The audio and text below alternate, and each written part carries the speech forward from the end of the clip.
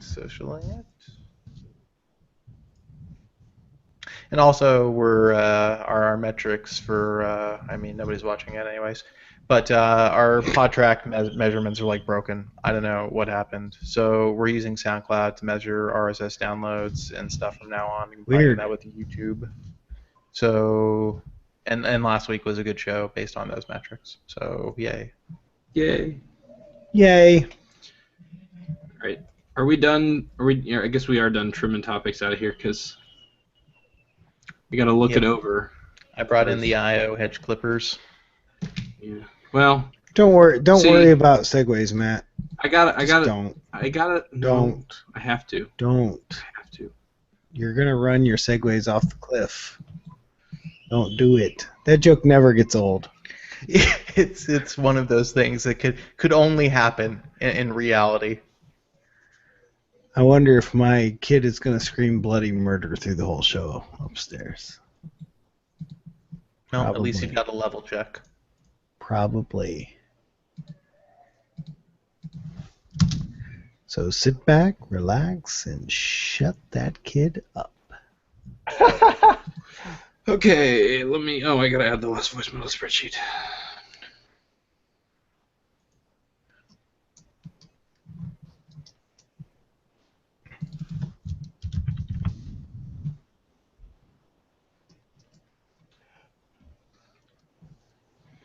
So how should I read this voicemail or email? I can't read a voicemail. Yeah, well, you could. You could read the transcriptions. We've done that before. So I think we just skip to what the actual questions are and say so and so. No, the first part's my favorite part. Well, okay. I don't think you should read this particular. The third line, I don't think you should read. Oh. Hello, viewers out there in YouTube land. Welcome to our show. This is the Android Police Podcast. We talk about androids and police, but mostly androids. This week's android that we're going to talk about is C3PO.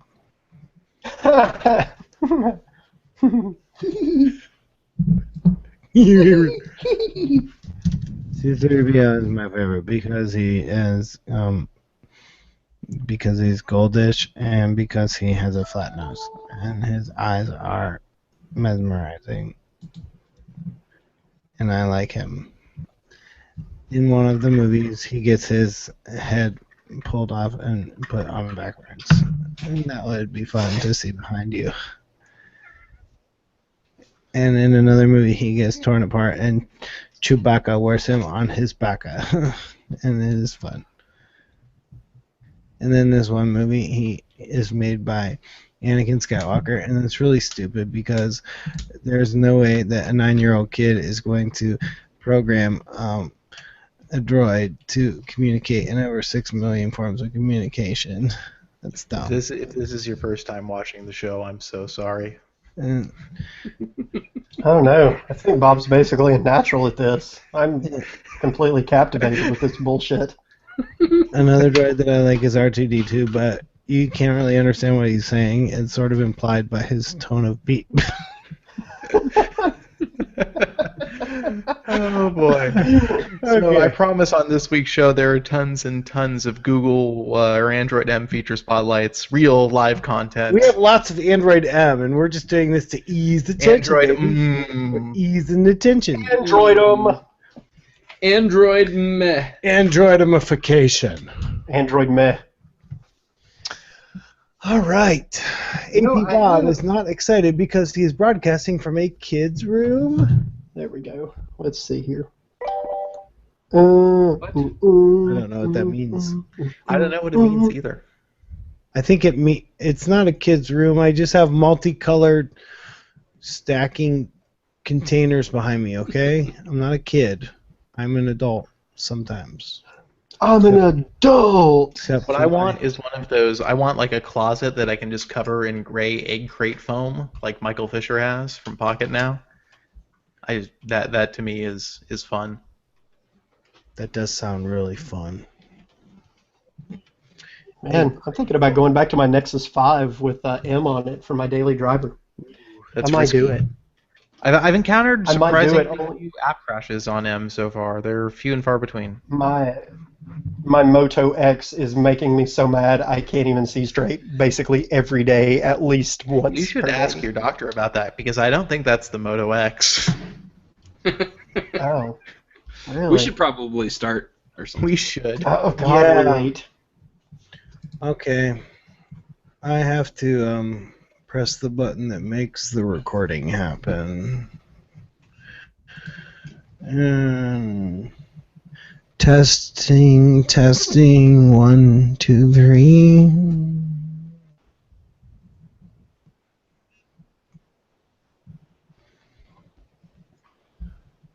All right.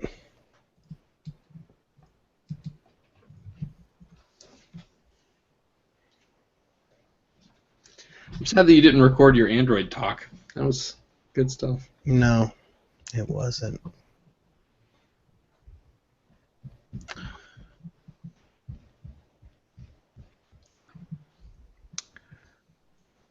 All right. I'm just wondering if if I should say what I should say at the beginning, or does somebody else want to do the intro? Just if somebody wants to do a little tag this week's Android Police. Are you recording now? Because if it's me, then that's boring.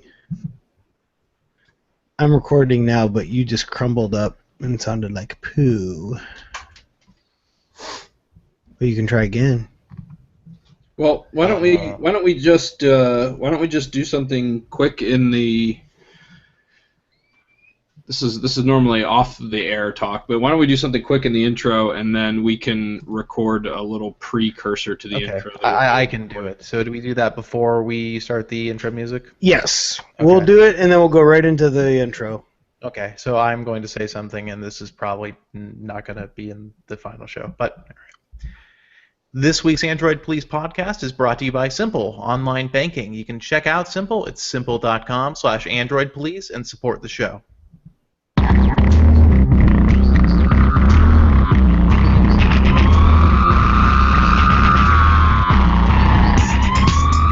Welcome to the Android Police Podcast, your weekly audio source for all things Android. It is Thursday, June 4th, 2015. I'm your host, Matthew Smith. I'm David Ruddick. Also, it looks like the chat room is having a problem getting the video feed to work. So, Well, that's a bummer. yeah, it's working for me on my end. It's guys, if you're not able to see it, well, if you're not able to see it, then you Then can't you're hear talking me. to nobody? Yeah. Huh. The live video feed is It not says, very live. please stand by on the picture. It says I'm broadcasting.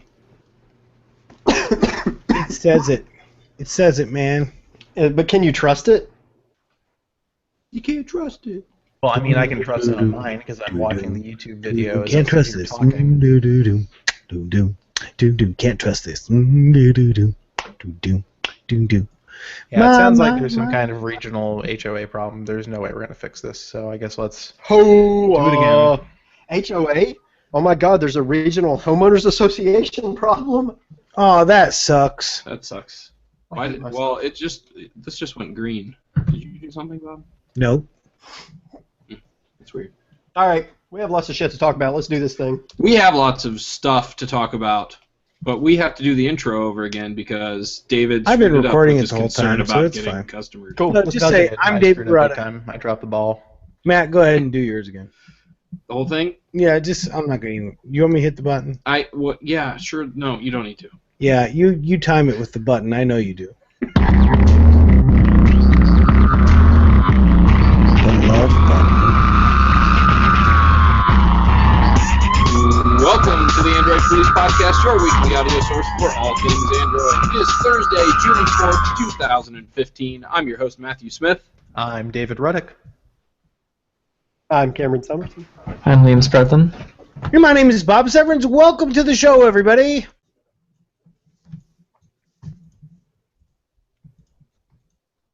Hi.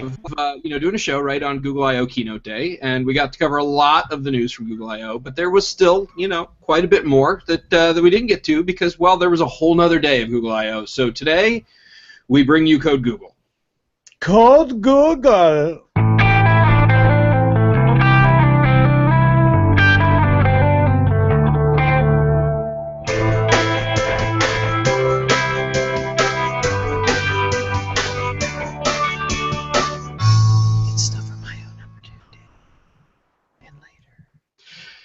All right, so as we know, the Android M developer preview was released in correspondence with the keynote last Thursday, but we did get some more news about that afterwards, starting with how often you can expect to see updates. So David, what's kind of the plan for Android M? Because the L preview, there wasn't a whole lot of updates for that one, right? No, there weren't. There was one. So with Android M, they're going to be supposedly monthly OTA updates. We got this from Dave Burke at I/O, so I'm going to assume it's true, and so that'll be good, and obviously be different from L. And that's really all there is to say at this point. As far as what will be in them, we don't know. One thing we do know, though, is that the Google Now on tap functionality will not be, though. Correct, David? That's true. That is one of the things that we know will not be in there. Google Now on top won't be available until the OS actually gets to official release. Probably timed with, of course, hard to say. It could be with the next Nexus phone. I mean, that's probably the most likely. So hopefully we'll see it then. I'm wondering if they want to do some type of exclusivity like they did with the Now launcher when that came out. I don't know. It's entirely possible. It's a big new feature everybody's very excited about, so I'm sure Google wants to get it working just perfectly before they finally unveil it. Right. All right, so one last little thing in the developer preview. Of course, all versions of Android have their little Easter egg. This one, it was kind of meh. It was there. But Cam, what's the Easter egg found here? So it's the M logo, and then when you tap the M logo, it's the little shrug icon guy, little emoticon. It was, they didn't know what to put there, so they're just like, whatever. So this is Android meh. It's Android. Oh my God, that's what it's going to be called. It's going to be called Android Meh. Android Meh. meh. Case, folks. There it was. So is meh a dessert? It could be a bad dessert, I think. It could describe a dessert for sure. Yeah. It's like when your wife tries something and it doesn't quite work, and she's like, "How did you like it?" Meh. Yeah, I probably think that's a bad idea to answer like that. Yeah, that's why I don't get any. Alrighty then. Oh, So, all right. So let's move on to some new More of the functionality, dessert. featurealities in Android M. Starting off with Smart Lock, which is now present in Password Manager, and it's not even limited to Android M. It's present elsewhere as well. It's coming to Android. You may already have it. Who knows? So, David, what does Smart Lock? What does a Password Manager and Smart Lock do? So this is coming basically as a new feature of Chrome as part of Google Play Services, it's for both Chrome and Android. So it's OS level via Google Play Services and in Chrome via Chrome. So what it does is it saves your password for apps now. And if you have a smart lock device connected to your Android phone, such as a Bluetooth, basically any Bluetooth device, so a smartwatch, a set of external speakers, a car stereo that uses Bluetooth, any smart lock device, you can now use that as a way to essentially authenticate yourself into apps on your phone. So you can use this for first sign-in, and then you can use it to keep signed in on those apps in the future. This is a great secondary security feature, and I hope everybody adopts it because it's good, and we should have it. Yes, we should. Yeah, it does. It does seem. Whoa. It does. My house is the house of crying tonight. Yes. And banging. Loud banging and crying. Go Cavs!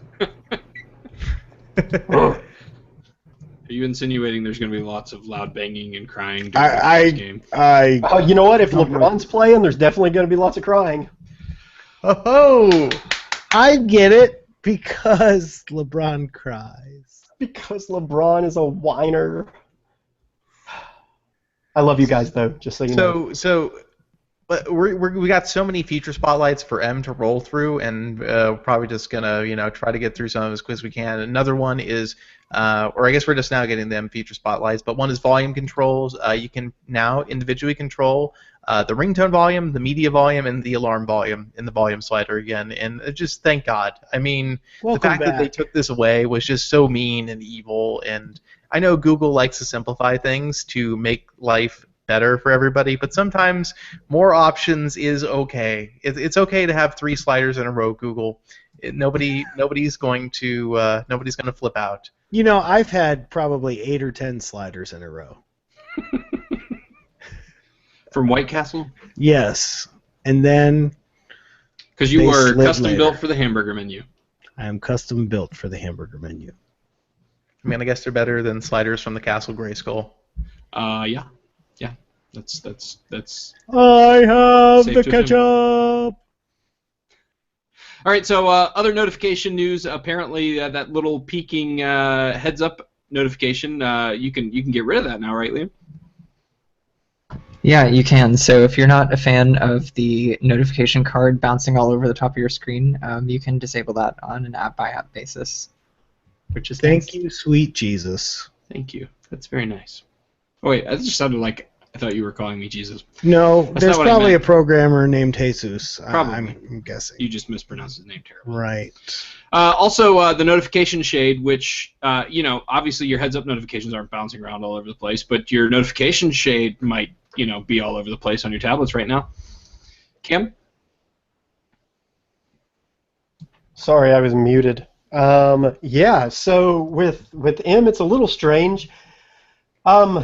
With older pre-Lollipop versions of Android, the notification shade was on one side, it was on the left side, and then like the power menu was on the right side, and they combined that into one notification shade that was in the center of the screen, which some people love, some people hate it. I think everyone's kind of used to it now. But in the M preview, the notification shade is in 3 different areas on larger screen devices like tablets. So wherever your thumb is closest to, assuming you use your thumb, you can use your index finger. It does not, matter. Wherever you swipe down, wherever you're closest to, the shade will come down. So there's a spot on the left, a spot in the middle, and a spot on the right. There's no clear indicator of where it's going to come down. You just kind of, obviously, if you swipe with all the way to the right or all the way to the left, it's gonna come down on the right or left. But it's kind of ambiguous when you get closer to the middle. So it's kind of weird. It's kind of jarring. I don't know. Maybe they'll find a way to make it a little more. A little easier to tell where the shade is going to come down when the actual release comes out, or even in a future update. So we'll see. It's a little weird though. So it's not just wherever you touch, it's one of 3 spots. It's one of 3 spots. Yeah, it's not. You can't activate it from just anywhere you want. It's definitely one of 3, static locations depending on where your finger is. I think if Eric were here, he would just be disappointed that you still can't pull down 2 notification windows at the same time. He does love those digital notification boobies. All right, moving on to, once you've got your notification shade down, if you wanted to go in and maybe check some app info in your settings, there's some new permissions and options in there, right, David? Yes, there are. So you now get, not really options, but there's more stuff you can see. So you can see which permissions an app has. You can adjust notification settings from there, so I guess there are settings. You can see how much data that app has used, and there are a couple more things in there. But you should really check out the post if you want a granular view of what's new in the app info screen. All right, and one of the new features in Android M is the App Standby feature, which is useful for power saving. But in what way, David? How does that work? So App Standby makes perfect sense. So the idea is that if you have an app on your phone and you don't use it very often, if it doesn't launch in the background very often, or in the foreground, if it doesn't serve you many notifications, then you're essentially not using it, and App Standby says, okay, well, if you're not using it, we're going to not let it run in the background anymore. Unless it's something you've explicitly excluded from a list. So the idea is that these apps that you don't use won't use your battery. But like I said, you can exclude apps that you don't want to do this, but it's buried in developer options for now, so you have to be kind of a power user to want to get there. But this could be a thing that saves battery life, especially for people who, we all know people who never take any apps off their phone and just put them on. And so this could be a major benefit for people who just hoard apps, people whose names are Artem. Well, of course, Artem hoards apps. He's +1 to every single app in the entire. He does Play really Store. hoard apps. Like I'm pretty sure it's like the 95% of his root problems with Android Wear is the fact that his phone has several hundred apps. Several hundred. What a noob. Says, how many apps do you have on your phone? On my phone? Yeah. Let me see. I have 898 applications on my phone right now. Dear God. Yes. That's crazy. It's a few apps. I go through every few weeks and kind of thin out the crap that I don't use. Yeah, Well, I definitely keep the herd pretty cold. I go through every so often and just uninstall the things my son installed on my phone. That's mainly what I do. I bet he's pissed when he gets your phone back. He is every single time. And by the way, did you know how many Minecraft ripoffs there are on the Play Store? Oh I my didn't, God, there are so but- many, and Google doesn't enforce them at all. Every single one has been on my phone at some point in time, I'm fairly convinced. Yeah, it's pretty bad. I was talking about this earlier about how the 11th most popular app on the Play Store under free games is a blatant GTA Vice City ripoff that sucks and has over 10 million downloads. Sweet. This is the Play That's Store, ridiculous. and this is why the Play Store kind of sucks. Android users, come on, raise your standards. Seriously. For real. For real. All right, let's move on to location settings. Obviously, not exactly the most talkable topic at I/O, but they did add some pretty cool new features to help with improving location in Android M. Sorry, I lost track of who was doing this. Right, Dave? Yes, they do. So basically, if you're in an area that has a Bluetooth beacon, essentially, with a fixed location, Android will now use that to triangulate your position in apps, presumably, that use this feature. And I mean, honestly, I have no idea what level of support this is going to have immediately. But in the future, this is definitely something that's going to be important because Bluetooth is much better at calculating relative position than GPS. I just wanted to give me lane recommendations in the grocery store. That'd be good too. That'd Do be you think awesome. it'll do that? Oh man, that would be. That's the future right there. You just described it. I think Penny Lane. That's what I recommend. Penny lane. Hold on, it's in my ear. I get it. I don't. So I'm just going to move on. All right. So they added some new features for text, including better text selection and some other features in that area, right, Kim? What? Hey. I'm sorry. Welcome I'm sorry. to I the was show. I was totally miles away on that one. He was looking up the lyrics to Penny Lane. I was What totally. what that's new exactly- text features have been added in Android M, Cam? That's what we're trying to get to. With Bluetooth keyboards, yeah, you can actually use Control Z and Control Shift Z to undo and redo. It's still- yeah, I know it's still kind of buggy right now, but obviously that's going to get a little bit better, and it works. I mean, that's the whole point. It does not work in previous versions, but so Android's going to get a little more keyboard friendly, I think, for external keyboards. Also, if you prefer the on-screen keyboard, the M keyboard does split screen now on like tablets and whatnot. So it's like thumb keyboard, or if you use the split keyboard mode with Swift key or whatever, you can now have that with the Sweet. stock keyboard, but only on M. Only on M. Well, so that's only on M? You can't do that with the new update that just rolled out? I don't think so. I haven't tried it, but I don't think so. Or Someone else can verify. I don't use the stock keyboard, so I don't know. I'm a Swift what are you? Are you Swift key or swipe? I'm a Swift key guy. I've been using Swift key for like 4 years, and I just can't get away from it. Every time I'm like, the stock keyboard is getting better and better and better, but it's still just not there. I just can't give up Swift key. Yeah, SwiftKey's too good. It took me a long time. Like I had to. It was like I tried it like probably 3 or 4 times before I finally gave in the SwiftKey, and I just can't go back anymore. Yep, I can't either. Same. It took me a while to get used to it too, but once I did, and it just keeps getting better. So there's just no That's the going thing. back. They're always adding stuff. Yep.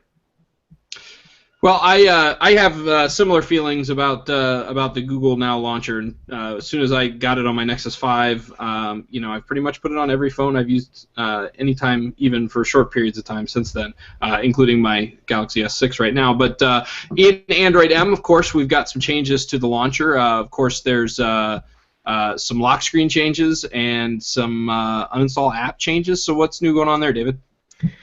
So you can now uninstall apps directly from the home screen on the Google Now launcher, which is good because you couldn't do that before. And I mean, that's really all there is to it. And a couple other M features we're just going to blow through here real quick. If you're on the lock screen and you swipe left on the lock screen, that now launches Google Voice Search instead of the dialer, which, I mean, I guess makes sense because, I mean, really, how many people are just launching to dial a phone number from the lock screen? I mean, I guess it's not that many. I would rather have the voice search prompt as well. It's not like you can't make phone calls from the voice prompt anyway. So it's true, you can do that, so it makes sense. It's almost like it combines features. The dialer app itself, which coincidentally is our next topic, it has had some changes. So you're going to see it's a kind of a slightly simplified layout. I would look at the post if you want to see what's new in the dialer app. They've changed some of the layout. The settings are a little more hierarchical now. They're a little less opaque, I guess. I don't think they're better, though. They're still really confusing, and I hate the dialer settings because there's so much stuff in there. It's like, what even is this?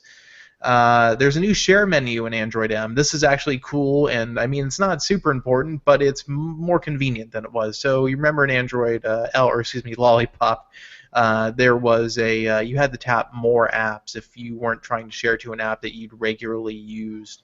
That's gone now. It just gives you a big grid of apps, and you can scroll through it. It shows more apps by default, and then you just scroll through the list to pick the app you want to share to, which is easier and nicer for probably everybody.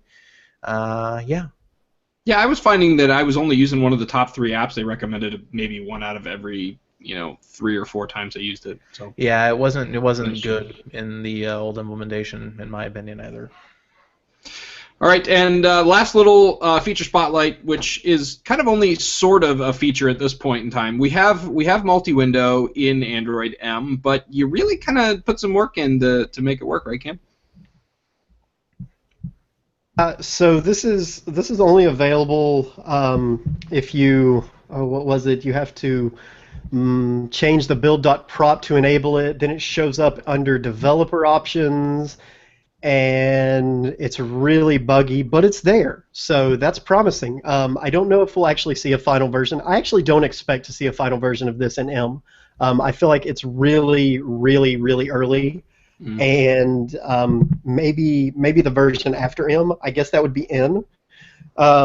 In version N, maybe we'll see. I mean, I guess there's always the possibility they could get it done early enough, but I don't know. Either way, yeah, it's 2 apps at once. That's pretty rad. I'm personally really excited for this because that really just unlocks, just 2 apps at once unlocks a whole huge world of possibilities for things that you'll be able to do on a tablet that are just not practical right now. So I'm ready.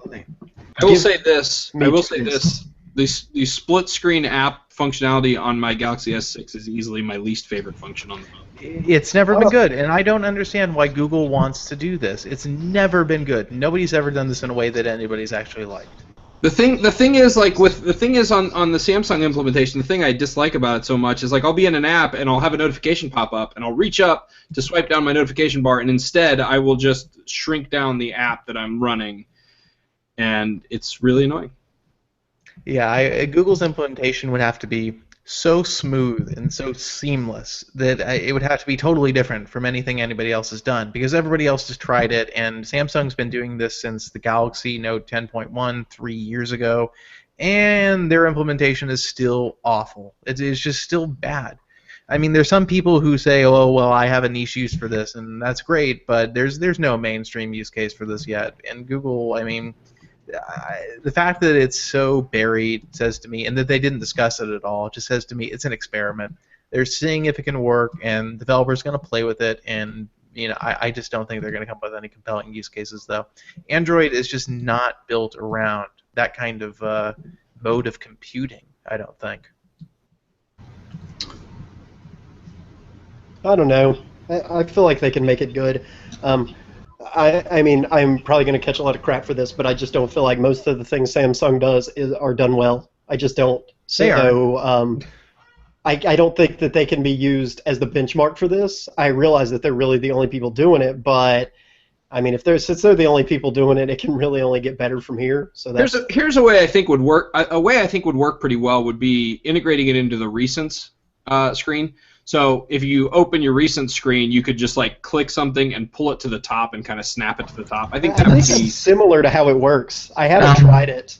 The way last year we published a story about this, about their multi-window explorations, and that is how it worked. Right now, the implementation is that essentially, if you interact with the overview cards, an X will appear on each one to close it, but then when this is enabled, there's a little box too, and then you click that and you can choose where the window goes. But the thing that we published last year showed basically just sliding the app to one side or the other, or wherever you want it to go, and then it would basically just snap into place. So I feel like if it's like that, and they implement all the features of like moving data around and having Google Now open on one side and dragging a search or whatever, like it could be cool. Whether it's useful or not is another question, but it would be neat. Yeah, I don't know that it'll ever be useful in a 5.2-inch display. Tablets, could be a completely different story. But that's the only time I could see this being I useful. would prefer a windowed kind of, when I look at Chrome OS, I'm like, yeah, that makes sense for an operating system that is kind of like single modal, but is also has windows. And with Android, though, that's what I would want too. I just don't think dual window is all that useful. It's just it's backwards. It feels so backwards to me. Eventually, Android will merge with Chromios, and then we'll have the perfect multi-window implementation. Chromios. Sounds like a breakfast cereal. That's what it is. We have that for breakfast. Sweet. Hey, I think it's time we give a little love to our sponsor. What do you guys think? It is. So this week's sponsor is Simple, which is online banking, and two of us on the Android Police podcast, or at least two of us use Simple, but one of them is me and the other is Cameron, and he's been using it a lot longer. He's also more likable as a person. So, Cam, tell us why you use Simple.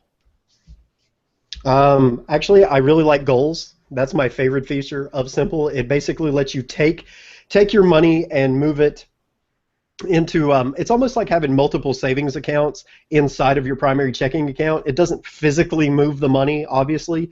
It just helps you to break it down a lot easier and save or set money back for bills that need to be paid, or I mean, just it's really, really flexible, really robust, very easily my favorite feature of Simple. Awesome. So how many of your Simple goals have been guitars? I actually have one goal that is just called guitar stuff, and every time I sell something music related, all the money I get from it goes into the guitar stuff goal, so I can continue to buy more guitar stuff. Neat. So what about Safe to Spend? I'm not really super familiar with that one.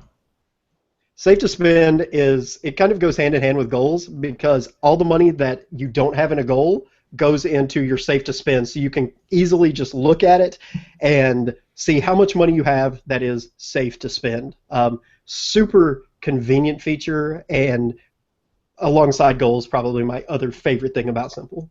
Yeah, Simple actually is pretty awesome, and if you want to support the podcast and check out Simple, you can go to simple.com/AndroidPolice and read what Cam has to say, read what their developer has to say about the Android app, and try to sign up for Simple if you want to give it a try, because it actually is an awesome service. Awesome. All right, thanks for that, guys. Let's move on with some more Code Google. Other announcements from I/O that we haven't talked about before. Starting off with some updates to the Google Cardboard platform. So what's new in that world, Liam? So Cardboard, Google is continuing its effort to try and get as many people involved with VR as possible, however possible. So they made a new version of Cardboard that works with big phones and small phones and even iOS. So that's kind of cool, because the original Cardboard couldn't fit the Nexus 6, for instance, which sucked. But they also teamed up with GoPro to make jump cameras, which is actually 16 cameras arranged in a circle that can take 360-degree video. And then another thing they're doing is pushing expeditions to classrooms, which is kind of like specialized cardboard-powered field trips, essentially. So that's cool. I don't know, but the whole like using cardboard for a 3D immersive experience in the classroom just sounds like really awesome to me. Like I almost want to go back to school. Is that an option? Can I just like be a third grader? But you can use cardboard anyway. It's one of those few things about cardboard that actually seems compelling to me. From a pro level VR standpoint, cardboard's pretty crude, and a lot of people still get motion sickness from it, I think. But for the classroom thing is very cool. Yeah, it's kind of one of those things that's really accessible too, because you can buy the kits for it for like $9 or whatever. Yeah. So. I think that's kind of like Google's whole thing with cardboard is that they don't want to make like some super complicated device that's expensive and nobody can buy it and nobody else can manufacture it. So like they're helping manufacturers with specs and calibration and everything, just to get as many companies involved in VR as possible, because it's not something that's super useful or even really good yet, I guess, depending on who you ask. But I guess Google thinks the more people that are involved, the faster it'll get there. Yeah, but getting GoPro on board was important with that 16 GoPro circle thing that probably cost thousands of dollars. But that's kind of neat. I can see for applications for like even at that size, shrinking it down a little bit, they could probably do that with like motorsports. They could do it with some extreme sports. They could do it with anything like aerial stuff, planes. There are applications, I think, especially for sports and for exploring places. Yeah, that's cool. But I think the money for VR is going to be in the sports world. All right. So one thing we didn't hear a whole lot about at Google I/O. Have some tremendous static. What's that? Tremendous amount of static from your guys' end. Sweet. Let's try to fix that. Yeah, it is crispy like. Because I'm hearing bag of some chips.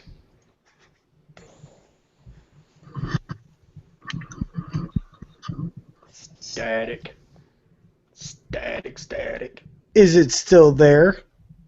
It's gone. Man, you fixed the hell out of that static. That's right. I am the hell static sticker fixer Man. sticker. All right, I guess so you could say it was crunch time. you could say that. I was going to make some comment about how we just got rid of the static, which means it's static X, but then I realized that only Ken I was would gonna appreciate say, that comment. So. I'm so static. Yeah. All right, so Google teased a little bit on their upcoming Plasso or hands-free service, which is a payment service, because that's what we needed more of, is more Google payment services, right, David? Yeah, so hands-free is essentially, it's like Square Wallet kind of was, but Google makes it sound, in theory, even simpler than that. So the idea is you buy something, or you walk into a store and you buy something, or you order something, and then you just say, I'd like to pay with Google, and then the cashier looks at you and smiles and says, okay, and then you leave. And that is the world of payments in Google's perfect universe.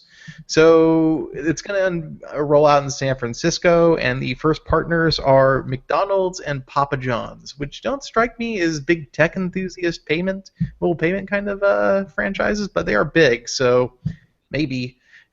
There's nothing that seems revolutionary about it, and as far as we know, based on the earlier rumors, the idea is that the retailer has to have some kind of point of sale or a smartphone on their end with the hands-free app, and then you have to have the hands-free app on your phone, but you should never have to touch your phone to use it during the payment process. Supposedly, it's all over Bluetooth. So using Bluetooth proximity detection, the retailer can see your name in a list of hands-free phones in the store, and then pick yours from that, maybe based on a profile picture or a name you give them. So we don't know much more than that at this point. It's just going to be a closed preview. Sounds like Square. It sounds very much like Square. Yeah. Mm-hmm. All right, so let's move on to the ATAP team. They had a couple of announcements this week that brought some pretty interesting ideas to the table, starting off with Jacquard. I don't know how you pronounce that word. Liam, how do you pronounce that word? I've been saying it Jacquard. I Jacquard? guess that's right. But basically, what it is I feel like ATAP is trying to figure out what will come after touchscreens, and one of their explorations for that is Jacquard, which is basically an effort to make interactive textiles. And the way that they did it is by creating these conductive threads that work just like regular yarn. So they can work in a whole bunch of different kinds of looms. You can put them into a bunch of different kinds of fabrics, and they can be visible or hidden or whatever, and turn clothes into touchable interactive surfaces that can control things like mobile devices and stuff. So this is another example where Google, they want to make like a yarn that anybody can use to experiment with this. Their first official partner is Levi's, so we'll see where that goes. But there's still, there's still the problem of batteries. They've miniaturized most of the components. Their goal is to have them be as small as a button so that nobody could see the actual logical components that are needed. But the batteries are still going to be a huge issue, I think. Yes, the batteries will jack you hard. Jack hard. The thing about the batteries that always, I can deal with charging my phone, and I can deal with charging my tablet. I can deal with even charging my watch, but charging my jeans. Yeah. That's just. So I don't know. I don't know, because there's not really any battery tech breakthrough on the immediate horizon right now. So you're still going to be carrying around a battery pack somewhere on your person for this. Right. So yeah, that's a thing. One of the other pretty cool things that came out of the ATAP team this week was Project Soli, which brings some pretty interesting control mechanisms. Well, I want to say to Android. It's not really Android. It's just about anything, right? Right, David?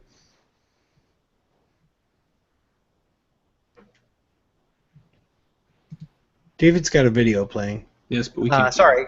So I'm playing the video of Project Soli right now. The frame rate's probably pretty terrible, but if you're watching the version, you can kind of see the demo as I'm talking here. So Project Soli is actually probably, to me, the most fascinating thing that was announced at Google I/O.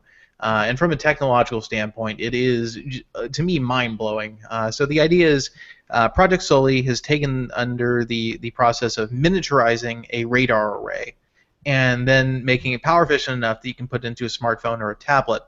The purpose of that array, as small as it is, the range is minuscule, maybe a matter of maybe less than a foot, but they don't really say.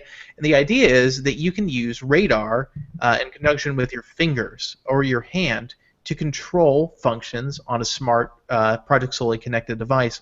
So if you were to rub your fingers together, you could do that to adjust a slider back and forth, your forefinger against your thumb to adjust the slider. You could twist your fingers, bunching up your middle forefinger and thumb like a volume knob to adjust the volume on something. You could make a circular motion with your thumb to adjust anything like that. You can see in the video that they're demonstrating this. The radar is so sensitive, the Doppler effect is so powerful at this close proximity that they can detect extremely minute changes in the way your hand is moving in your individual fingers. It's incredible that, to me, the idea is just mind-blowing because this could change the way we interact with electronics in a huge way. It's probably, like I said, the most impressive thing I saw at Google I/O this year by far, and it really could change the way we use electronics in a way we've not seen since probably the first resistive touchscreens. It's very, very cool. It is very cool. I'm fascinated. I'm just staring at this video that you're no longer playing. Mm. Yeah, it's definitely worth checking out. So if you go to AP, we have a post about Soli, and the video itself is just it really is super cool. Wow, man, that's awesome. All right, well, I got to move on to the next topic, which can't possibly top that one, I'm sure, but it does involve, Chromecast and Google Cast, so people like that a lot. Maybe it's got a chance. I don't know. We got a new API for some new functionality coming along the pipe, right, David? Yeah, so Google Cast is just getting. I mean, Google Cast is one of those products that has been such a surprise hit for Google with the Chromecast on the hardware side, and these new APIs just add stuff that makes sense. So with games, you're getting second screen functionality. So your smartphone can be just a controller, a way to display secondary information for the content being casted to your TV. So it doesn't have to waste battery or turn off the display to work well. So you don't have to mirror it, which is cool. Kind of a Wii U sort of thing going on there, which makes sense given the way casting works. You're also getting remote queuing and more advanced playback controls. You can queue stuff in the cast queue now if the app supports it. There's you can autoplay. You can do. There's all kinds of new. Basically, they call them. I forget what they call them, autoplay and queuing APIs, but they do several things. And then there's a new game manager API. So if you've used games on Chromecast that are multiplayer before, basically people have been kind of hacking this together for their own solution. There have been some popular ones, but Google's now making an API available that will allow you to do multiplayer games over a single Chromecast, and the Chromecast will keep track of the status of the game and send that information to the player devices, which is a great use for Chromecast for card games and board style games, turn-based games that you can play with a group of people. It's probably one of the most novel things we've seen come out of the Chromecast ecosystem, and now Google is endorsing that kind of behavior, which is great. Yeah. Awesome. Actually, like the thoughts of just some of the things they could do for like family gaming or like guest gaming, stuff like that's pretty cool. Like drawing on your phone and having it draw a picture up there and everybody trying to guess what it is, that kind of stuff. So I don't know, seems pretty cool to me. I like it. All right, moving on to Google Maps, which is getting an update with some new functionality that I think some folks will be pretty happy with. What about you, Liam? Yeah, so this is part of Google's push to get apps to work offline as much as possible. They're encouraging developers to make sure that their apps work to some degree offline, that they're not totally broken. And to that end, they added a whole bunch of really awesome functionality to Google Maps offline. Essentially, so offline maps and turn-by-turn navigation are the basic functionalities. You can search for things and then navigate to them turn by turn without an internet connection, which is pretty awesome. All right, good deal. So moving on to the Play Store and some devices that availability may be a little bit more limited, or you know what, I got the wrong story. It's okay. It's okay. It happens. All right, so moving on to the Play Store, starting off with the Nexus 6, which got a nice little price bump in the right direction this week. Also, some offers for Nexus 9 buyers, too, as well, David, right? Yeah, so Google dropped the price of the Nexus 6 on the Play Store by $150 on both colors, both storage models. So you can now pick up one for just $500, which is a good deal, I think. I mean, the chipset it's a little old, but I still think it's probably, as far as the OS goes, the fastest, most powerful Android device overall you can probably buy right now. And they've also started including the $50 Play Store gift card with the Nexus 9 again. It's an offer we've seen before. Both these offers probably expire after Father's Day, though I wouldn't be surprised if the Nexus 6's price stays that low. And then we had the G-Watch R on the Play Store disappear. So it's gone. And we reached out to LG, and they confirmed that production has stopped on G-Watch R. There are some retailers who are selling remaining stock, but it is discontinued effectively, and Watch Urbane will be replacing it. All right. Well, let's move on to the hot sheet then. I get to press a new button.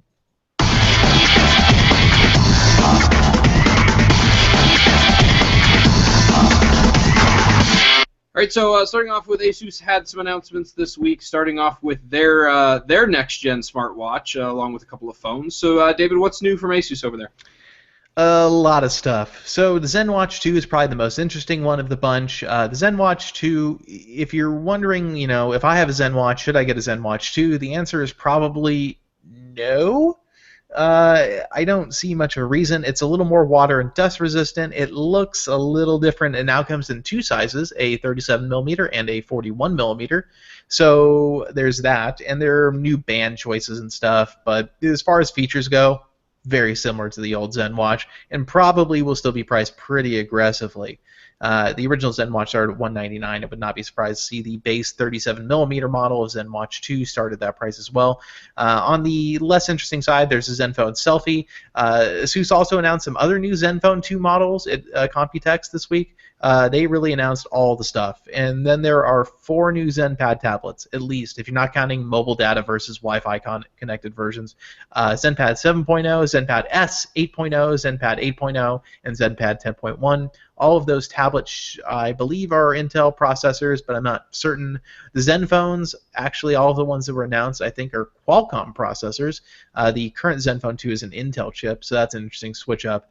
But I would check out the site if you want the details on all that stuff. Not that details are especially heavy. Computex is definitely, I wouldn't say vaporware announcement time, but announcement time for stuff where we decide if we want to actually sell this outside of like Taiwan and China. So, and a lot of this stuff probably won't make it outside those markets. The one thing I'm hoping is the ZenWatch watch bands are compatible with the original. I mean, they're pretty standard size, so I would like that very much. One can hope. Yeah, the 41mm uses the 22mm bands, and 37mm uses 18mm. So I don't know if that helps. That well, this one uses a 22. So, anyways, it's a nice band. I like the clasps and the way that it connects to the lugs. Everything works pretty well on it. So, anyways, moving on to Huawei, who we've known that they were going to announce something for the U.S. and looks like they finally did it. Not exactly the most high-end of devices, but it's not a bad little option for Huawei making their way into the U.S. market, right, David? Yeah, so I actually have that right here. If you're watching the video, it's CSN P8 Lite.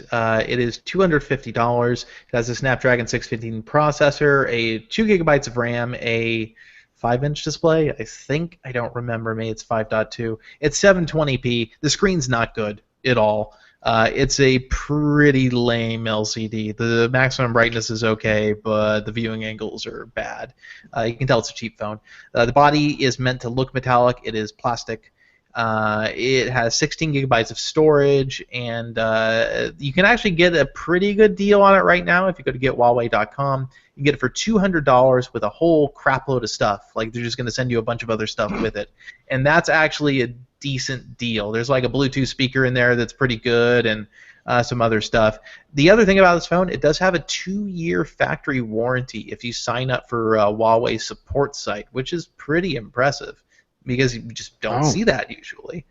And that means you get, quote, premium support, which Huawei says they're opening up a call center in the U.S. to handle support calls. There's no free screen replacement or anything like that, but if the phone breaks and it's not your fault, for 2 years they're willing to cover you there. So that's some value to the equation. It's dual SIM, and both SIMs are LTE enabled.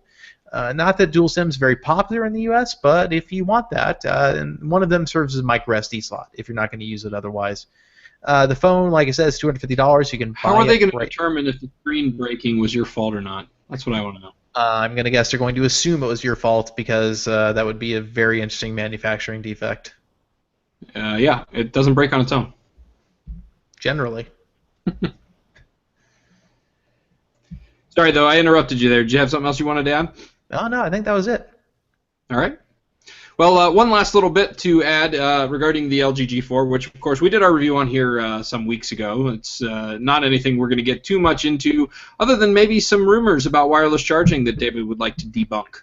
Yeah, so there was some information. Basically, there's a press release that one of LG's supply partners released saying, oh, Qi and PMA, blah, blah, blah, LG G4. And that's what people read. Meaning, and they thought, oh, G4's got Qi and PMA, so it does both wireless charging standards and does them right out of the box.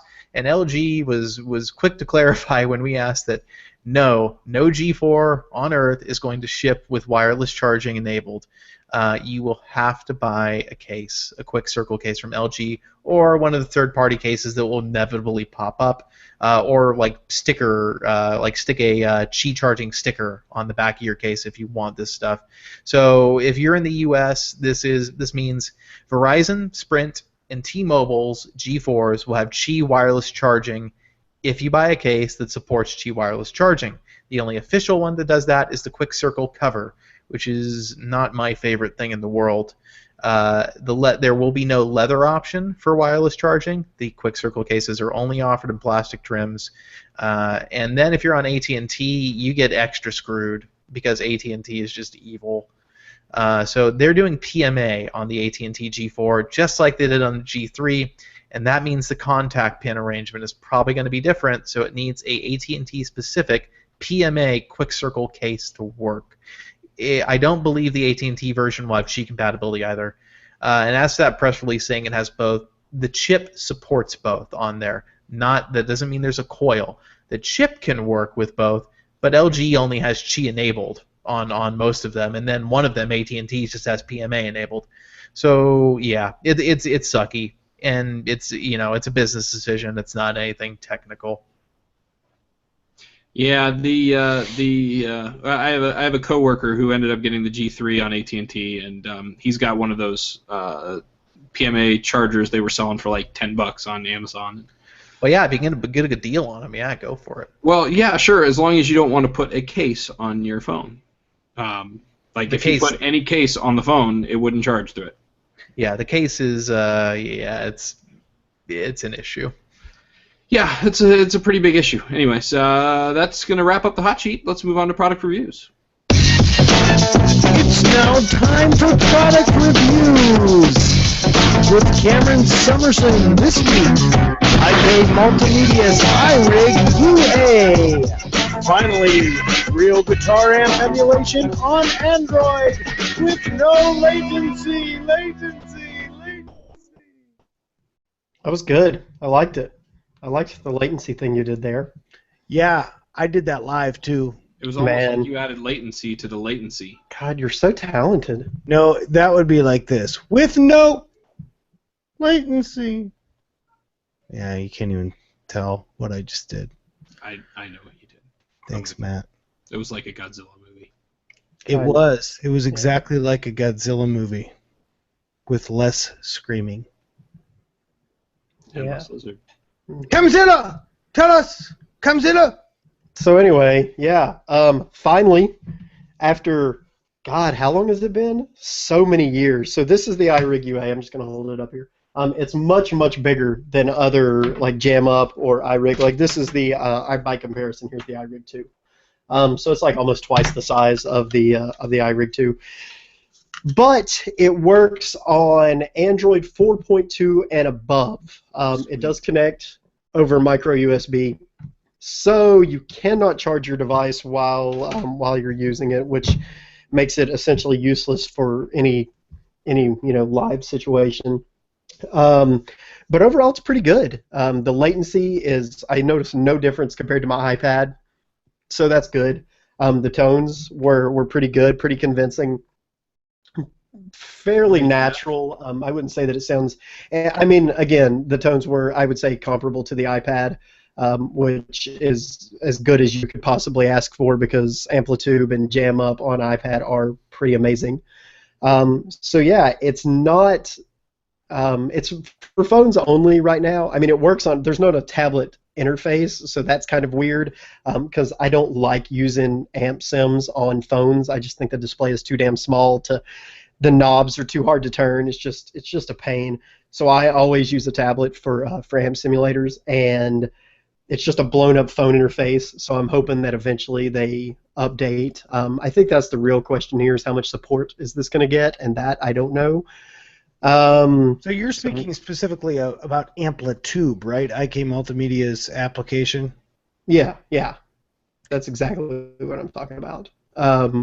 So, but I mean, it's if you're a guitar player or a bassist and you don't want to buy an iOS device just to get some amp sim stuff, this is the way to go. It's $100, so it's a little bit more expensive than like the iRig 2 or the Jam Up plug or whatever else, but it handles all the audio processing. That's how they were able to get this super low latency on Android. The iRig unit actually handles all the audio processing, then kind of sends it to Android. So it's it's different. It's a better. I guess they got tired of waiting on Google to fix this because Google's obviously not going to fix this. If you do have a Samsung device, though, one of the newer ones like the new Notes, but both of the new Notes, both the new S6, and I think there's one more that they have Samsung Professional Audio. You can actually use the iRig 2 and do it the same way you do on an iOS device. So there's also that, which I think is pretty awesome of Samsung to incorporate that. If they could teach Google how they fixed it, that would be nice. But anyway, if you don't, or you want it on any other device, iRig UA is the way to go. There's some Amplitude UA is pretty decent with the stock options. It's a free download, super basic. It's got like a clean, a distortion, lead tone, and one like metal tone, which is okay. It's got a couple of stomp boxes available like reverb and chorus. So it's pretty good. I mean, you buy the iRig, and then if you just need it for practice and you don't really care how super good the tone is, then the free stuff is okay. There are some in-app purchases for other amp packs. There's a Fender pack and an Orange pack. I picked up both of those. They're both pretty good. The Orange one's not as good as I was hoping for. I'm a big fan of Orange amps, and I'm really picky about amp sim oranges, and I just don't think there's anything better than Jam Up at this point. But it's okay. The metal packs are pretty good. The clean tones are really nice, but I always like sort of digital cleans anyway. I don't know why. I feel like solid state or digital modelers do clean better than most other things, and I may be alone in that. But overall, I'm really excited that this is available on Android. I was really impressed because I didn't expect much out of it. I was like, I'm going to try this out, and it's going to disappoint me. But it actually didn't. I was really impressed the whole time I used it. So yeah, if you're a dedicated Android user, refuse to use iOS for any reason, but you want to do the amp sim thing for practice or trips or whatever, this is the way to do it. Now, Cameron, I do a lot of audio creation on my devices, and I was wondering, you talked a lot about IK Multimedia's app Amplitude, but since they've offloaded the audio processing, are you able to use this interface in other audio applications and still get that latency fix? That's a good question. I don't think so. I only play guitar, so I don't know about other applications, but whenever you plug it up and then you fire up the Amplitude app, it asks you if you want to activate the iRig UA over USB, and you have to actually approve it every single time. So I don't know that other apps are going to send that same request, but I guess it's possible. But at this point, I would probably say no. That's something I could try later. Like, you and I can talk about it, and I can give it a shot. Yeah, definitely. Because I mean, obviously, if you're doing anything with audio outside of guitar stuff, you know that getting your audio into your device, getting the right cables, connectors, and stuff can be a hassle. So having an interface like that may offload the processing and do some nicer things for you would be nice. I imagine, though, if they do allow people to do anything with this, that maybe there will be an API or something that developers can tie into to make use of, or a driver or something that you've got to integrate into your application. But yeah, I think it depends on how dedicated IK Multimedia is going to be to Android. Right. That's the big question, and that's because right now it's like, oh yeah, this is good, check it out, use it. But in a year from now, if it hasn't been touched, then So I think that's really what it's all going to boil down to, is how willing they are to open up and really support Android. Cool. All right, well, let's move on to app updates.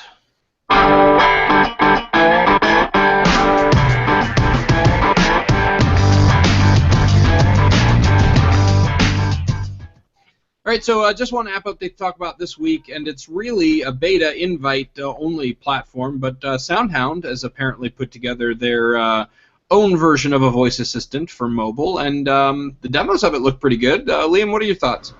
So SoundHound said that they've been working on this for 9 years, and as far as voice assistants go, the selling point for this is natural language processing. So just the ability to take queries just from simple, like, what's the weather, to one of the examples that they have in the screenshot is like, show me hotels in Miami with availability Monday, staying 3 nights, between $150 and $250, that have a pool and are pet friendly. So it can take in like all of that stuff and break it down and then give you results that are applicable only to the stuff that you asked for.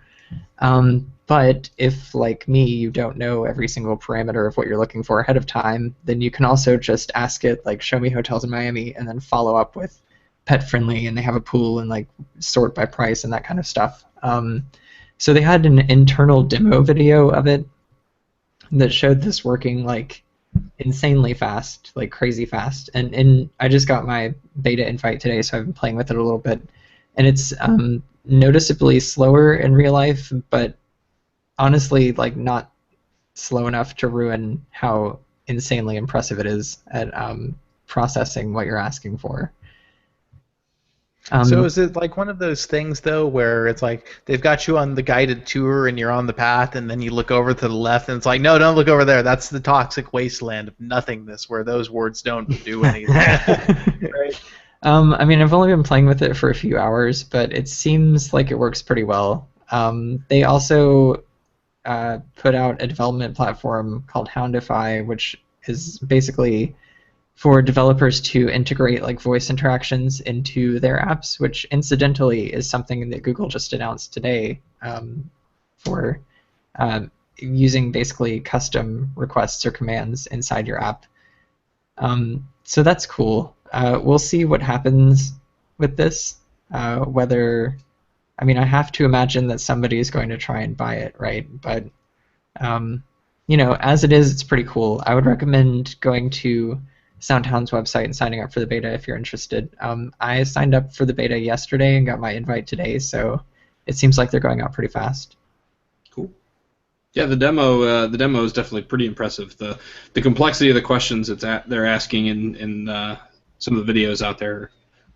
I don't have any idea why you would ask questions as complicated as they're asking, but the fact that it gives you good results is either they're very carefully selected questions or it's, you know, keeping up pretty well. So, all right, let's move on to voicemail, Bob. Voicemail, Bob? Voicemail, Bob. Hello, gentlemen. This is Matt. Hey, Matt. This unending list of questions. A quick question for you. Greenify. It's got a long and solid history. Heard a lot of good things about it. Have had it on rooted phones for a long time. Currently running a Moto X. It's not rooted. Does something like Greenify even have a place in today's Android system? And does it supposedly works and still helps for non-rooted phones, but I was curious as to your opinion if there is a place in today's Android world for an app like Greenify. Does it even matter for a non-rooted phone, which does curtail some of its functionality? Looking forward to hearing your response. Thank you very much. First of all, for any of you who don't know, would any of you guys like to explain what Greenify does?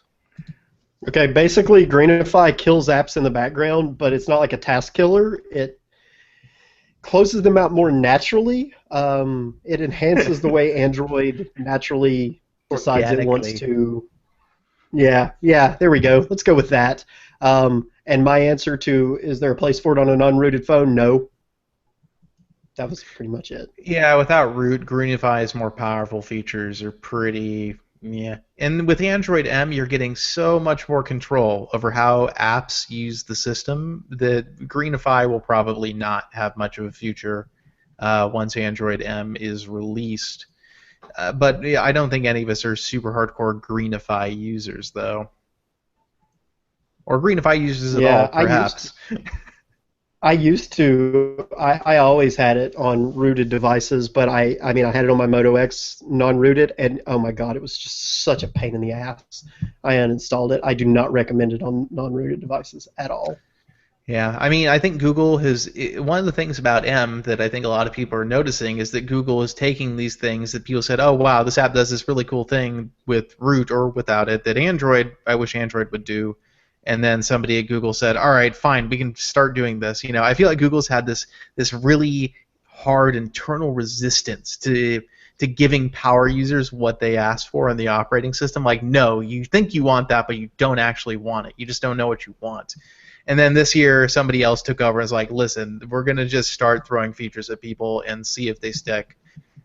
which is, can be a bad system, but Google, seems like they're burying a lot of stuff pretty deep. But with the new stuff in M, as far as power control, doze, and app sleeping or hibernating after a certain number of days, and then per app, granular access controls and stuff. It could be end of days for things like Greenify, because Google is probably offering you way more control than Greenify ever did. Thank you, gents. Voicemail number 2. Hi, Android Police. This is Jack. I have a Nexus 6 running Android 5.0.1, and it's rooted and bootloader unlocked, and I have exposed frameworks on it. And I'm looking for a way to get it to auto-answer phone calls from a particular number and then punch 9.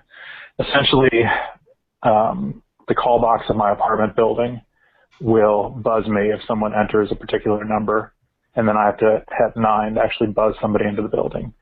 Now, you might think that having this set up to happen automatically might be defeating a security mechanism the building has been set up, but the building has it, so there's actually a couple other numbers. Like, if there's a zip car in the basement of the building, you can punch a number and the zip car will automatically buzz you in, so I don't feel too bad about setting up a thing to automatically buzz myself. Anyway, I've looked around, and it seems like Tasker used to be able to do this, but that discontinued after Froyo, and a couple apps that say that they could do auto-answering in the Play Store no longer seem to work. So I was wondering if you had any suggestions. I'm a huge fan of the show, and I hope you can help. Thanks again. Ooh, that's getting into the telephony guts, and man, that is such a mess of things that I don't understand at all. Yeah, Like, my first instinct would be to say Tasker, but shit, I don't even know if you could do I will something say like that with I Tasker. wish I could do this, because literally that's the same thing at my apartment. You hit the buzzer, they call you, you answer your phone, you hit 9, it buzzes you in. And I wish I could have this too. I would almost guarantee that any solution for this kind of problem would require root in order to work properly, because you're messing with stuff in the system. Android has never been good about telephony customization. They just don't seem to care. Well, he did say he's running rooted, bootloader unlocked, and et cetera, I mean, et cetera. I don't but think still, it'd be impossible. Yeah, the thing is, none of us really get that deep into the modification part, because we're always just so busy with Android itself. So it's hard to. I mean, I don't even root anymore. So I seem to recall. Okay, so if I listened properly, I think he said he used to be able to do it in Tasker, but he can't anymore. There are plugins to Tasker that allow you to simulate screen presses. I think that's going to be probably your best option right now, is to simulate screen presses. Yeah, but what if your answer thing is a slider? I mean, can you do that? That was my first thought too. Were simulated screen presses. Yeah, you can do gestures on them too. You could also do it from the notification bar, which is just a tap. Man, so, I'm obviously, I can't guarantee it. I've never tried it, but that'd be the best option that I could. That's something to go on XDA and start a thread, and even if people yell at you, there's probably a Tasker profile out there to do that. Yeah. Or you could move. Yeah, this whole thing is a pain, because I've thought about this before, because like I said, I have the same problem, and there's nothing obvious that I can find that would do this. Nothing easy or simple or reliable. That would be my thing with Tasker. I guarantee even if there is a way to do this in Tasker, it'll probably only work half the time, if that. Right. All right, let's move on to the next voicemail. Hey guys, I may or may not have a tip. Either I haven't paid attention or I've just never noticed it. But for the new Photos app, I have Sync turned off on the app, so that way if photos are deleted in one place, they remain in another. However, I personally think this is a bug. I made an auto-awesome with some photos that were only stored on my device, and it uploaded those photos to the storage. I went later on the website, on the desktop, deleted those photos, and they consequently deleted them from my phone as well. Now, it warned me it was going to do that, but I do not have Sync turned on my phone. So I think it should be a fair warning to users, and maybe I shouldn't know that because they warned me anyhow, but I still think that's a bad user experience that even though I have sync turned off, once I send a photo to that service, it will be deleted even if I delete it from the website. Thankfully, it goes to the trash can, and you can still get it back. Anyhow, I wanted to get you guys' thoughts. Maybe someone else has already noticed this, but wanted to kind of put it out there. All right, thanks. Peace. Seems like a Liam question to me. I'm interested to know how it got uploaded to the photos folder when sync is turned off. Well, correct me if I'm wrong, but the auto awesome stuff, isn't that handled on the Yes. cloud side anyways? Right. So my guess is was it ever actually on the device? my impression was that A, it was either in the server already, or B, that it was something that was created with the new features that used to be called Auto Awesome, because you can manually do that now. So it's Right. possible to like manually do it, but then whether that automatically goes to the server or not is anybody's guess. But that being said, I think that if you're deleting it from the desktop, and it tells you, because there's a warning on mobile too for deleting like across devices if you want to delete it everywhere or just in that one place. So I think that if it warns you about that, then that's fair game. Maybe not ideal, but yeah, I'm still not sure how they actually got to the server in the first place. So I kind of hate the new Photos app, honestly. I think it's a massive pain in the ass. I took a few screenshots the other day, opened up the Photos app, expecting those to be the very first thing I saw so I could upload them to Drive, and no. I had to actually go like looking for them, and I was like, how the hell is this intuitive? I think I think that Google wants photos to be really smart in a way that no other photo upload service is. The problem is, I don't think many people actually want a service that's that smart. Right. Yep. I feel like making Photos the gallery app on the phone might be a mistake because there's certain expectations. There's a plane going over right now. There it goes.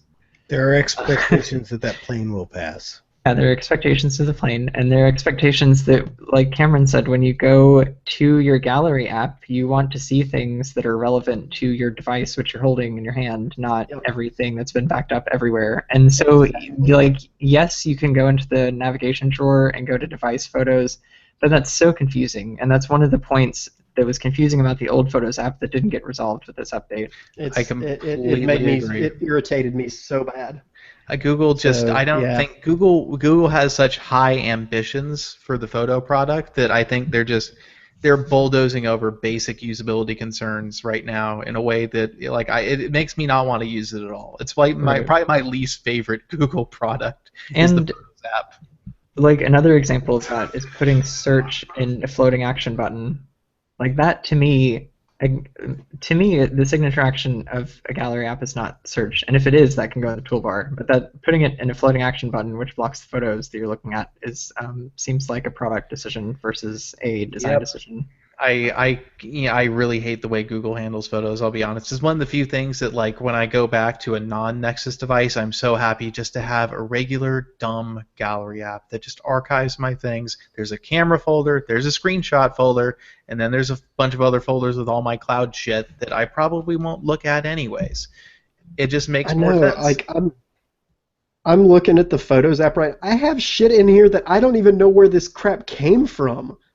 Like, why the hell is this in here? Yeah, I think the thing is that Google doesn't seem to realize that, or they're not looking at the Photos app from a philosophy of the smartphone being a camera, and that you want to manage the photos like you would on a camera.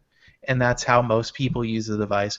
Google is trying to make it very cool, very nifty, very forward-thinking, but at the same time, a camera is a camera. You take a picture with it, and you want to do stuff with the photo, and you want to do it quickly and easily and without many things getting in the way a lot of the time.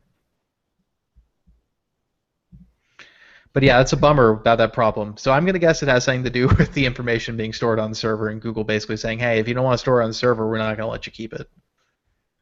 I'm basically guessing it's because the Photos app is crap.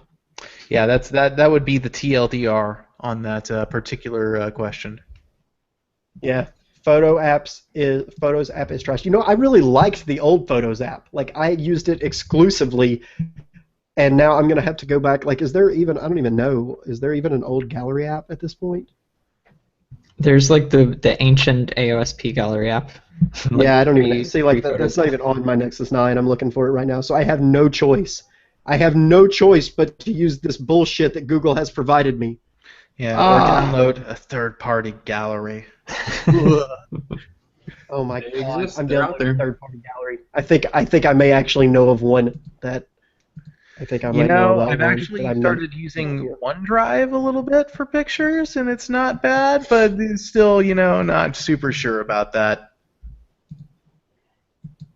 All right, well, we got one more email to get to, Bob. We do have an email, and it goes like this. Android Police.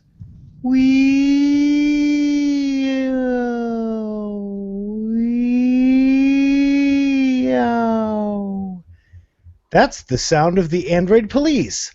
Ha! Question for you. Is there a way for me to change my backdrops back to black and make text white, just like Android 4.2? And for me on my Android Note 3 AT&T phone before the OTA update. Let's answer that one first. So I don't think I want to go through this whole question. So in Android M, there's a dark theme. That's about as much as Google's willing to give you. Samsung has themes in the new TouchWiz. They're there. Level of customizability is low. If you want the most customizable mass market phone, HTC, you can build your own themes in there. They're to a significant degree of customizability. So if you want it on your current phone, I have no idea. That's an XDA question all the way, because you're wanting very specific answers for a specific device. Okay, the next question, beyond rooting the phone and either adding exposed framework or back revving my phone to 4.2, can I change the UI colors for my phone? Same answer. I mean, if he like he says in the question, root and exposed are the options he sees, and those are really your options. Right. I'm trying to parse out this email and see if there's anything else we want to touch upon here.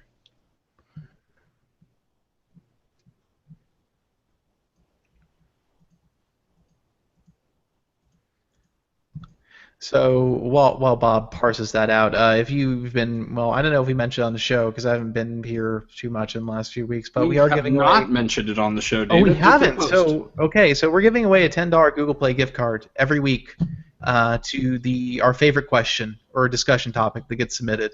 And so I should say, based on the questions and topics we received, the length of your submission is not relevant to whether or not you're going to get picked. We're just going to pick one that we liked, or a question that made us laugh, or a question that produced an interesting discussion that we maybe didn't think we were going to have. It's completely arbitrary. And so every week we'll give away a $10 Google Play Store gift card, and we'll just do that by, we'll email you a code for the gift card so you can use it immediately. And hopefully those will work across borders. I'm not sure if American Play Store gift cards will work outside the United States. But we'll see when that happens, I guess. So we're going to do that every week from now on. And I think this week our winner is going to be Matt. Not our Matt. Not me. I'm not eligible. He's not eligible to win a gift card, despite his many interesting questions every week. But the other Matt, who submits his interesting questions every week, his never-ending list of questions, we're going to give it to him this week. So Matt, since you're going to submit a question next week, if you could also email us at podcast@androidpolice.com and in some way verify your existence as a human being to us so somebody else hasn't tried to take your gift card, we will get that out to you. Congratulations, Matt. There was another question in that email, and it was just he was mentioning that his friend has a conspiracy theory that he believes phone makers introduce new OS updates and push them out to older phones to make what were once fast phones slow and force people to get updates.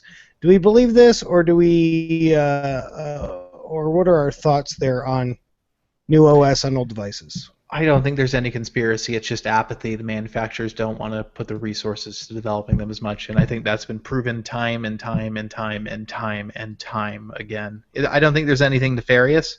I just think it's business, and they don't want to spend the money to make sure things work perfectly. I think you're going to get that. It's not only on phones, it's on computers as well. The more power we get, the more processor means the more lazy developers can become. It was That's once true, said, too.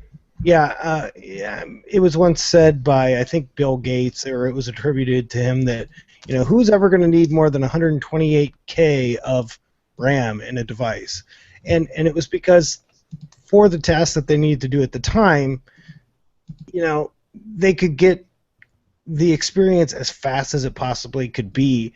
But, with digital data, things get more higher definition, more pixels, more GBs, and with those things, there's more RAM and more processor that goes to waste by developers not developing for devices with lower amounts because they're forward facing with their development. So I think I kind of feel like this is also just like the natural progression of things. Like as a platform progresses, you're going to get more features, like Bob said. Like it's just going to happen, and it's not.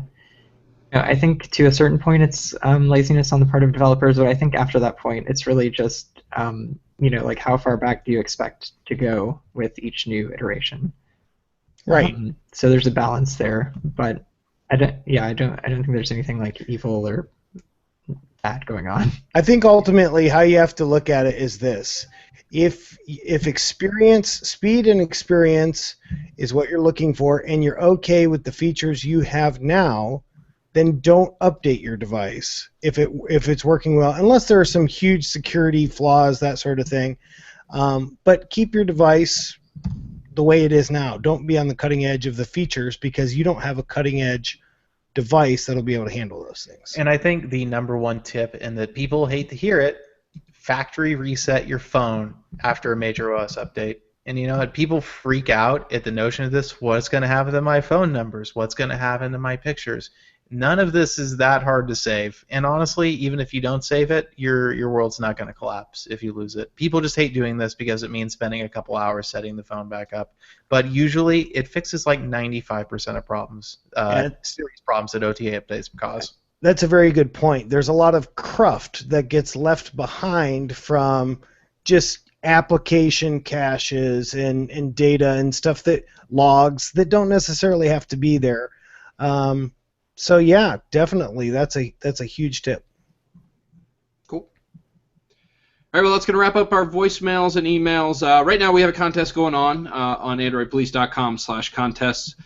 32 gigabyte Nexus 6 from Appy Geek and Android Police is up for grabs. And by the way, this is a real contest. A real person will win it. So that person could be you. So get yourself over to androidpolice.com/contests. Could it be me, Matt? Could it be me? No. A real person can win it, Bob. Well, maybe if you enter as Sabi Beverns. Sabi Beverns. I will try that. All right, that's going to about do it for the show. Bob, you want to cue the outro, sir? I certainly will. My video has frozen or been gone for a while, but that's okay. We hope you enjoyed the show. As always, send your feedback to podcast@androidpolice.com. You can also call us at 530-HELLO-AP. That's 530-435-5627. Find us on Twitter at Android Police, Google Plus, and Facebook. Go Cavs! We totally missed the post about app data saves. I want to talk about it briefly for the people who are still listening. We can edit in the show, I guess. The big feature spotlight for Android 5.0 is that Google is going to allow developers, or actually force them, essentially, unless they opt out, to upload your essentially your user app data to Google Drive, doesn't count against your storage, and then when you erase your device or get a new device, your app data re-downloads to the device. Yay! So your settings will be saved. Your login information, I don't know. It depends probably on the level of security being used or the level of stupidity involved in the login system of the given app. But if it's just a sign-in with Google thing, then you log back in, your app will be just where you left it, and it'll be awesome.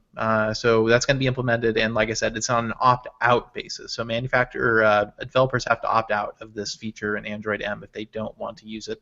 They can also specifically include or exclude certain folders or files that they do or don't want uploaded to the cloud.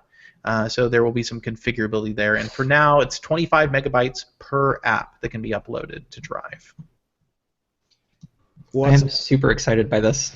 It is the best thing ever. Because iOS has done this for so long. I mean, it doesn't always work on iOS either, but it works better than on Android where it doesn't work at all. Right, and the approach of saying, to like game developers, for instance, like, hey, this feature is here, you can implement cloud saves, is clearly not working. Yeah, EA is looking at you like, yeah, let me get back to you on that after I finish counting my piles of money. So yeah, it's a big feature. I think it's probably the most exciting convenience thing. Well, Google Now on Tap's very exciting, but this is like the most exciting back end kind of tool thing that we're going to get. I think it's very good, assuming it works, which is a big assumption. So there, by the way, there is another very good reason why you should factory reset your phone when you get an update. Because you're not even losing app data. Well, I mean, you won't be once you buy an Android M phone, which probably won't be till November anyways. True. But yeah. Die again. All right. I guess. Oh wait, we didn't do the outro for Simple. We got to do an outro for Simple. Okay. So once again, this week's Android Police podcast was brought to you by Simple Online Banking. You can check them out at simple.com/AndroidPolice, and if you use that link, you're helping to support the show, even if you're just going there to check out Simple and see what they're all about. Once again, Simple Online Banking, and we thank them for sponsoring the show this week. Thank you, Simple. Thank you, Simple. Nifty. Did we need to record another intro? Or was there anything wrong with the one we did? I don't think so. I didn't think so. Okay. No, it's probably workable. I may be unsure about the audio quality. If you wouldn't mind just doing one more. Okay, for the intro? Yeah. This week's Android Please podcast is brought to you by Simple Online Banking. You can check them out at simple.com/AndroidPolice, and just by going to that link, you'll be helping to support the show. Cool. Thanks, gents. We shall see you next week. Bloop, bloop, bloop. Bloop, bloop, bloop. Awesome. All right, I'm going to head out, and yeah. All right, see you guys next Have week. a good night, guys. Thanks for all your participation in the chat room. We really appreciate you guys being here every week, watching us live or checking us out, the unedited YouTube video. Also downloading the MP3. So we'll see ya. Peace out.